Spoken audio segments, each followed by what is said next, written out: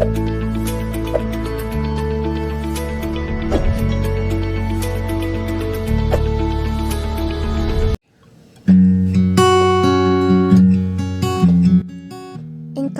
en tu verdad, enséñame, tú eres mi Elohim y Salvador.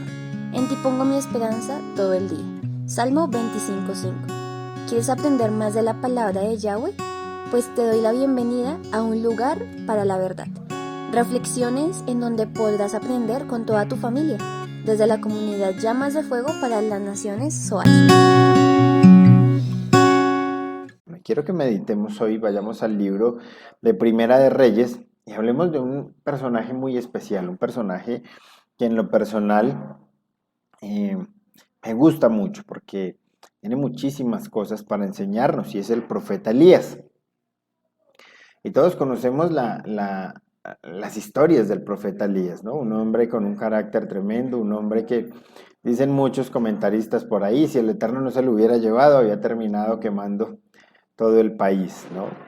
Pero hablemos de sus inicios, hablemos de las primeras instrucciones que el Eterno le da y de cómo empieza él a ejercer su ministerio como profeta. Quiero que me acompañen a la escritura, el libro de Primera de Reyes, en el capítulo 17, y vamos a leer a partir del versículo 1, y dice la escritura: entonces Elías Tisbita, que era de los moradores de Galaad, dijo a Acab: vive Yahweh, Elohim de Israel, en cuya presencia estoy, que no habrá lluvia ni rocío en estos años, sino por mi palabra.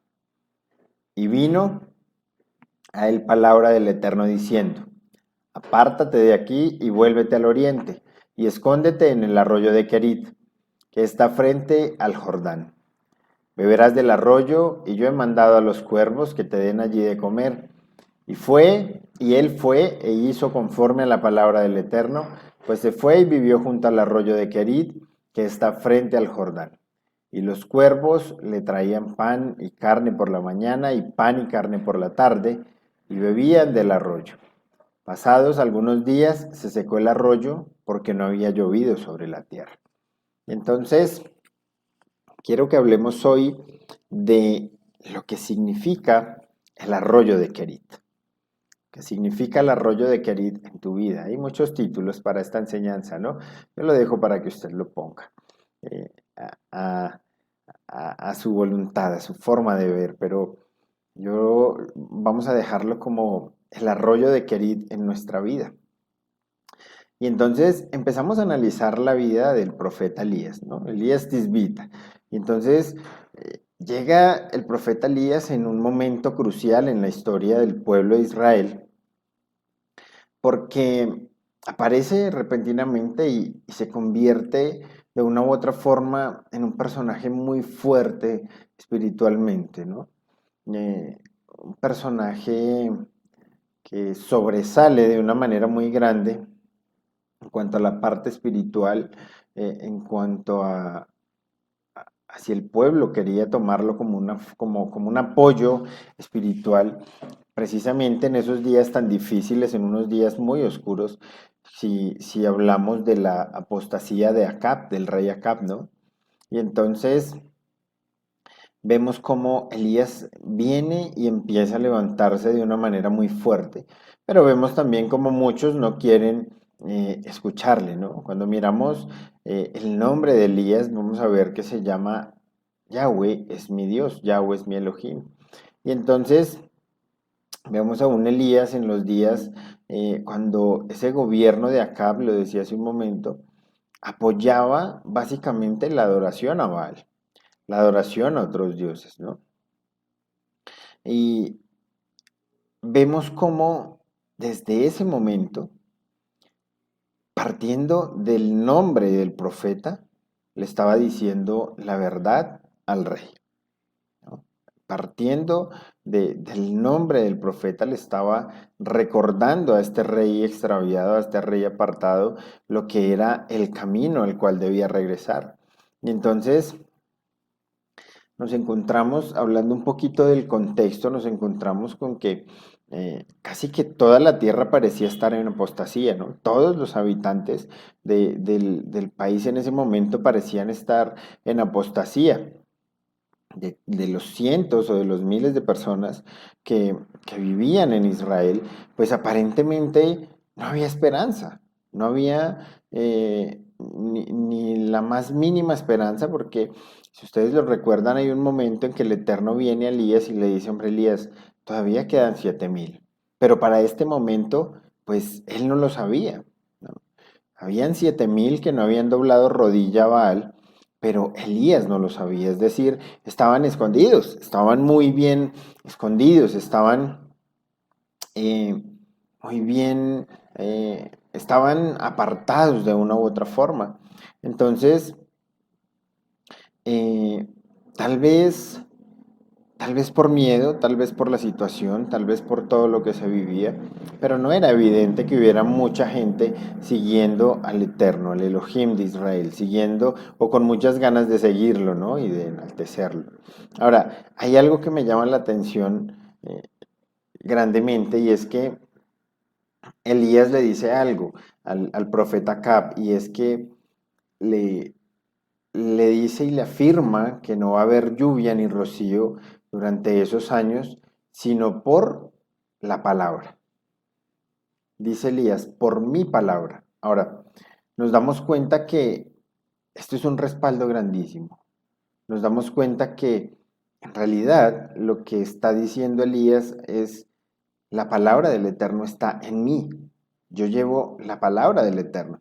Y si miramos la escritura por allá en Deuteronomio 11, nos vamos a dar cuenta que el Eterno ya les había advertido de esto, les está diciendo, oiga, cuídense, cuídense que su corazón no se infaute, que su corazón no se aparte, ustedes no se aparten, no vayan a servir a dioses ajenos, ni se vayan a inclinar a ellos, le dice el Eterno a su pueblo para Deuteronomio 11, porque si ustedes hacen eso, el furor, mi furor, se va a encender sobre ustedes, se va a ir contra ustedes. Y entonces yo voy a cerrar los cielos y no habrá lluvia, ni la tierra va a dar fruto. Eso lo encuentra usted en Deuteronomio 11, a partir del verso 16. Entonces, fíjese cómo en ese momento Elías lo que está diciendo es palabra del Eterno. Y está afirmando que lo que él habla es algo que solo el Eterno le pudo haber dado. Y les está recordando lo que ya el Eterno en su momento les había hablado y la instrucción que les había dado, ¿no? Entonces, tenemos un momento de la historia muy difícil, un momento de la historia en el que hay mucha idolatría, en el que el Eterno no aparece por ningún lado, en el que el pueblo se desvió de una manera muy grande, se apartó, en el que sí habían unos apartados que todavía creían en el Eterno, que todavía se seguían guardando para Él y seguían guardando su palabra, pero no aparecían por ningún lado, no eran evidentes, era la mayoría estaban en contra de lo que el Eterno había demandado. Ahora, vamos a entrar a la parte importante, a la parte en la que quiero que meditemos, y es que viene el Eterno y le da una orden a Elías.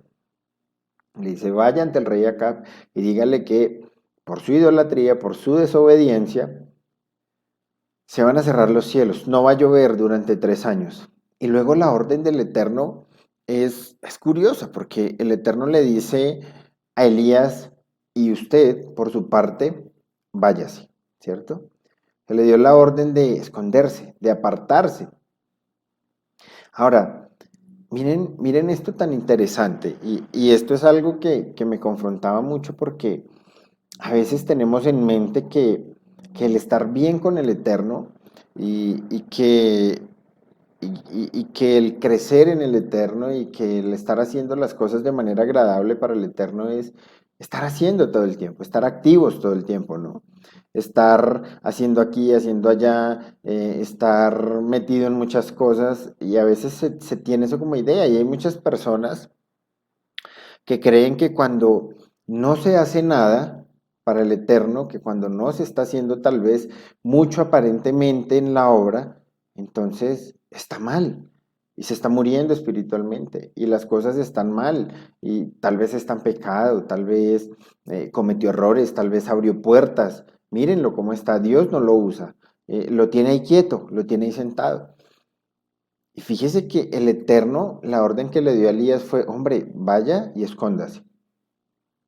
Y entonces esto me enseña que si la sabiduría del Eterno, que si la voluntad del Eterno, que si su providencia nos llama a la soledad, al apartarnos, al estar quietos y apartados en algún momento, pues lo correcto es ir, lo correcto es obedecer. Y entonces empezamos a meditar, y se lo dejo para que usted también lo medite, y empezamos a entender que cuando no podemos ser útiles, debemos ser pacientes. El hecho de que le sirvas al Eterno, el hecho de que le ames con todo tu corazón, el hecho de que te congregues, de que guardes Shabbat, el hecho de que hayas entregado tu vida a Él, no quiere decir que Él te va a estar usando todo el tiempo. Van a haber momentos en los que el Eterno tal vez te aparte y te llame como Elías. Ahora, el punto es que logremos entender eso. El punto es que logremos entenderlo porque generalmente nosotros como seres humanos tendemos a estar haciendo, porque tenemos ese pensamiento, con el Eterno no podemos parar, con Él no nos podemos quedar quietos, Él jamás va a querer que nos quedemos quietos y nos damos cuenta con Elías que sí. Entonces, cuando no podemos ser útiles o cuando el Eterno no necesita que seamos útiles, pues hombre, nos va a dejar quietos y debemos aprender a ser pacientes. Y cuando no podemos trabajar para el Eterno, debemos sentarnos y estar quietos y estar en silencio para Él. Esto es algo que yo creo que rompe el pensamiento de muchos, como lo rompió conmigo. Es algo que nos confronta muchísimo, es algo que pareciera que fuera en contra de todo lo que nos han enseñado. El aprender a estar quietos, el aprender a estar en silencio para Él. Fíjese cómo en ese momento el Eterno le dice a Elías, vaya y escóndase. Y designa en ese momento y vamos a hablarlo de una manera literal, no vamos a adentrarnos en todo el tema de que quiénes eran los cuervos, de que no quiero adentrarme allá. Quiero que veamos cómo el Eterno designa los cuervos para que le lleven alimento a Elías, y así lo hicieron. Y entonces, fíjese cómo la fe de Elías está creciendo muchísimo. Porque aparte de eso, mira, el Eterno pudo haber enviado ángeles, como envió un ángel más adelante cuando vemos que Elías está escondido en una cueva, asustado con ganas de morirse, ¿cierto? Pudo haber enviado ángeles para que lo atendieran, para que lo suplieran. Pero miren cómo prefirió mostrar que con las cosas más mínimas, con las criaturas tal vez no muy grandes en este caso hablando, el Eterno puede suplir cada una de nuestras necesidades de una manera eficaz, de una manera completa. ¿No? Ahora, les decía que se hablaba del título y les decía del arroyo de Kerib y cómo era el arroyo de Kerib en nuestra vida. Y empezamos a analizar, viene Elías y le da una profecía al rey de Israel en ese momento.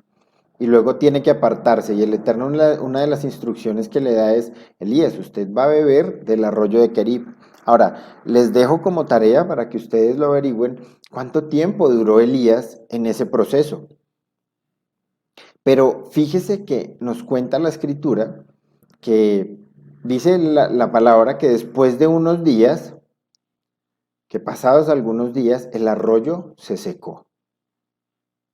Ahora, unos días, por eso se lo dejo de tarea, unos días para nosotros suena 2 o 3 días y a veces leemos la escritura y decimos, no, pues él se fue, bebió del arroyo y cuando se secó Dios lo sacó. Sí, de hoy a mañana, pero puede que no sea así. Puede que Elías haya tenido que ir viendo día a día cómo ese arroyo empezaba a secarse. Como era un arroyo tal vez abundante y empezó a secarse y cada vez tenía menos agua.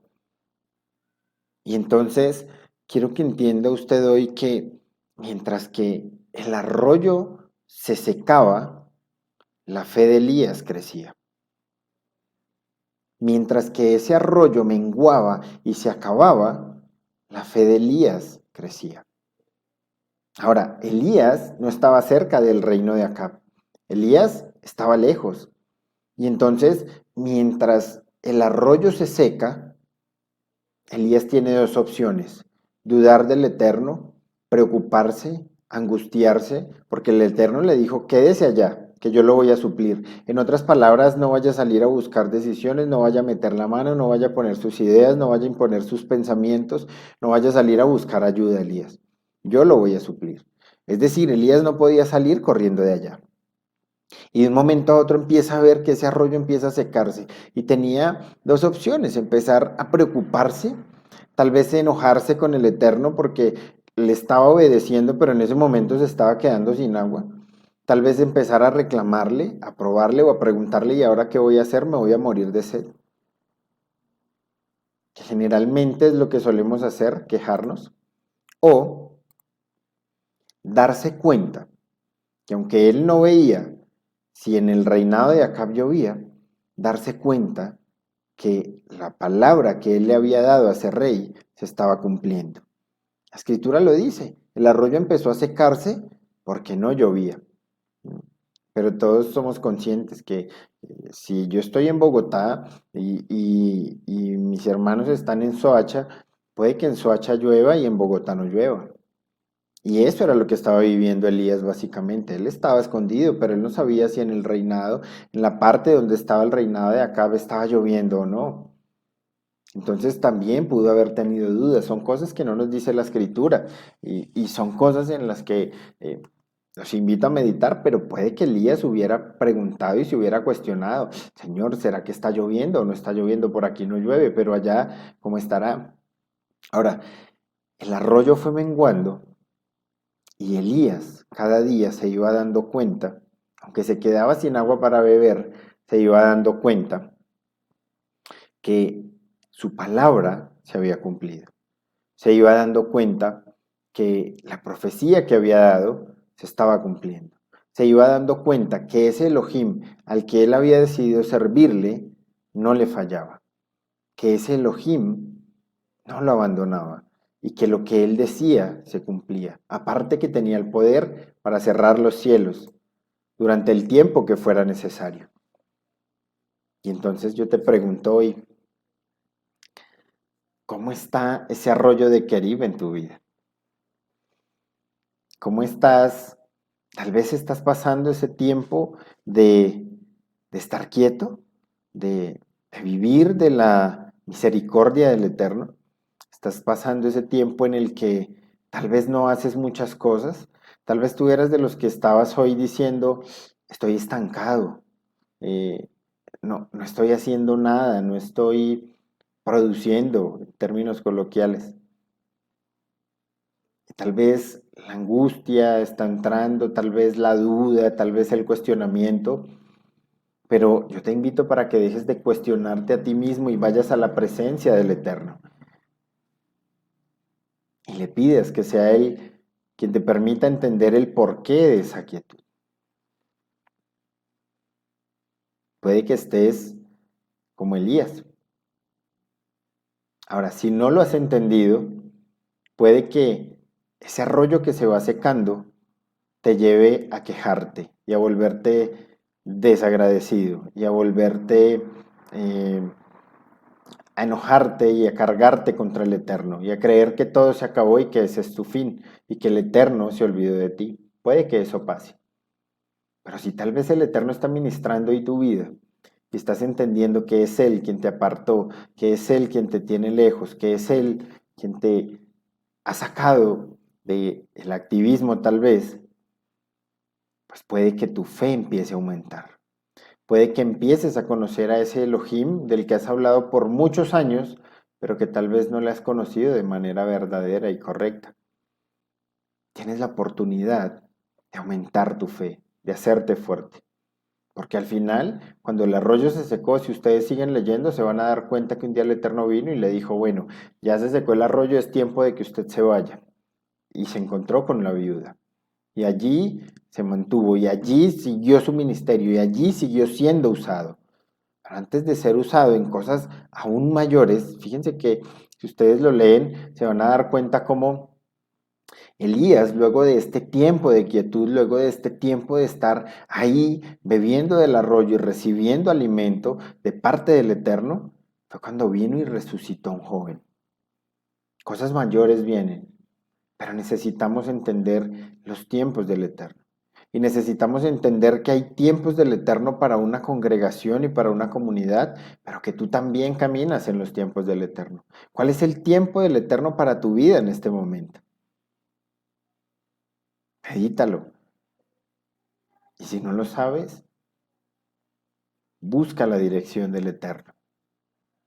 Porque tal vez, aunque ante los ojos naturales, aunque ante los ojos de muchos estés estancado, o ante tus ojos mismos tú estés estancado, tal vez el Eterno lo que está queriendo hacer es aumentar tu fe y te está preparando para cosas mayores.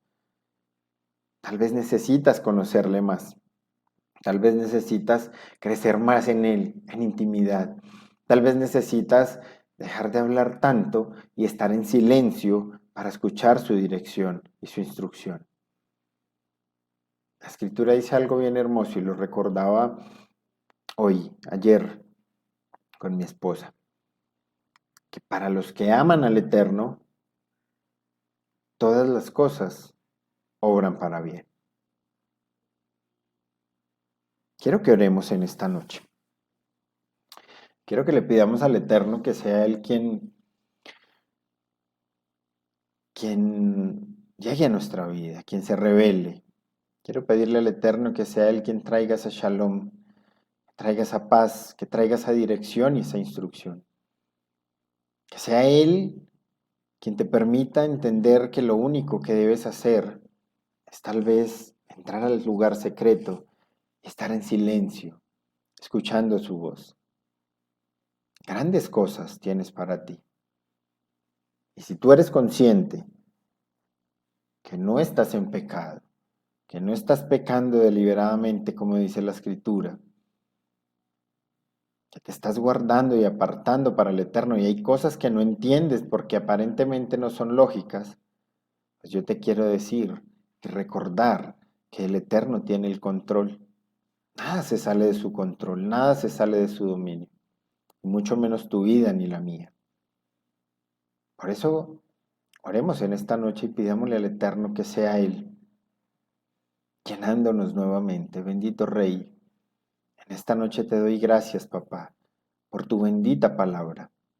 En esta noche quiero darte gracias, bendito Abacadosh, porque eres tú quien llega a nuestras vidas, porque fuiste tú quien nos llamó, quien nos escogió, papá, porque eres tú quien tiene el control de cada uno de nosotros, porque tu misericordia y tu amor es muy grande, Padre, porque aunque fallamos, nos desanimamos, nos quejamos, ahí donde tú estás, si tal vez te has quejado, si tal vez te has levantado contra el Eterno, pídele perdón y dale gracias.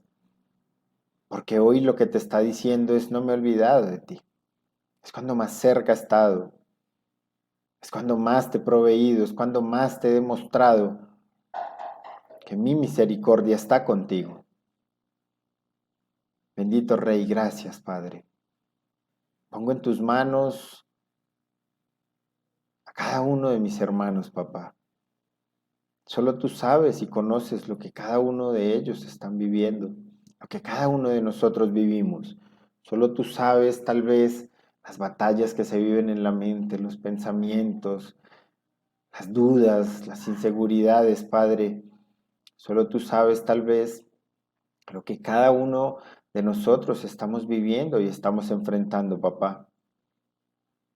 Pero en tu inmenso amor vienes hoy a decirnos que aunque el arroyo se esté secando, lo que anhelas es que nuestra emuná aumente. Lo que anhelas es que confiemos más en ti. Lo que anhelas es que nos refugiemos más en ti. Lo que anhelas es que callemos un poco para poder escuchar tu voz, porque lo que viene es grande. Lo que viene son cosas que ojo no vio ni oído escuchó, y han subido al corazón del hombre, Padre. Qué cortos somos en nuestro entendimiento, qué limitado es nuestro entendimiento, Padre, y qué osados somos en momentos al querer entender tus planes, en querer saber tus planes, papá. Son eternos, son maravillosos, son grandes, mi Rey. Por eso en esta hora nos rendimos delante de ti, bendito Abacadosh. Y ahí donde tú estás, dile, Padre, hoy entiendo que no tengo por qué comprender tus planes. Hoy entiendo que tengo que dejar de querer saberlo todo y debo aprender a escucharte. Bendito Rey, llévanos de tu mano, abre nuestro entendimiento, permítenos soportar, permítenos empezar a ser agradecidos, papá, en tu misericordia. Permítenos empezar a entender que tú tienes el control y que al final tus planes son de bien y no de mal para nosotros, papá. Yo te bendigo en esta hora, Padre. Sé que tu bendito Ruach está obrando, sé que tú te estás moviendo con libertad, sé que tú estás ministrando a muchos corazones, sé que tú estás renovando fuerzas hoy, sé que tú estás quitando vendas, bendito Abacadosh. Sé que estás derribando argumentos que el enemigo durante mucho tiempo ha venido poniendo en la mente de cada uno de mis hermanos, que ese desánimo que había, que esa rabia, esa frustración que había en muchos, Padre, hoy se va en el nombre de Yeshua, porque tu palabra trae libertad, porque hoy, bendito Rey, le estás mostrando a muchos lo que es tu plan y tu propósito en cada uno de ellos, porque sé que hoy tu bendito Ruach ministra y trae sanidad, Padre. Gracias te doy, papá, en esta hora. Pongo este tiempo en tus manos, Padre. Pongo la vida de cada uno de los que me escuchan en esta hora, papá, en tus manos, porque sé que seguirás obrando, Padre. Pongo mi vida en tus manos y te doy gracias por permitirme ser instrumento tuyo, papá. Gracias te doy en el nombre de Yeshua HaMashiach. Amén y amén.